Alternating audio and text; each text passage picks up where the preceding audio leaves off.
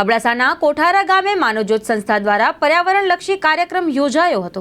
માનવજ્યોત સંસ્થા દ્વારા વર્ષોથી પર્યાવરણલક્ષી પ્રવૃત્તિઓ કરવામાં આવે છે।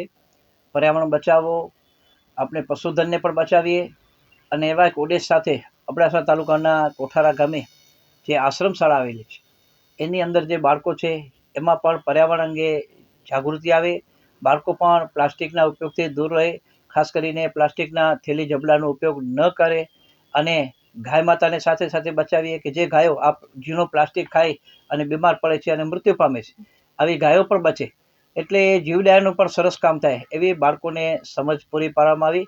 અમારા કોઠારાના કાર્યકર દામજીભાઈ ચૌહાણે આશ્રમ શાળાના બાળકોને એક સુંદર મજાની સમજ આપી કે પ્લાસ્ટિકના થેલી ઝબલાનો ઉપયોગ ટાળી અને આ કાપડની થેલીનો ઉપયોગ કરો। માનવજ્યોત સંસ્થા દ્વારા કાપડની થેલીઓનું નિઃશુલ્ક વિતરણ કરવામાં આવ્યું। આ પ્રસંગે ખોડુભાભાઈ જાડેજા અને ડાંગર સાહેબનો ખૂબ જ સાથ અને સહકાર મળ્યો। દામજીભાઈ ચૌહાણ અમારા કોઠારાના સક્રિય કાર્યકર છે, કોઠારામાં જલારામ મંદિરનું પણ સંચાલન કરે છે ગામવાસીઓના સહકારથી અને સાથે સાથે માનવ સેવા અને જીવદયાની પણ પ્રવૃત્તિઓ કરે છે। એટલે કોઠારા આશ્રમ શાળાના બાળકોને પણ જીવદયાની પ્રવૃત્તિઓ અંગે સમજ પૂરી પાડવામાં આવી।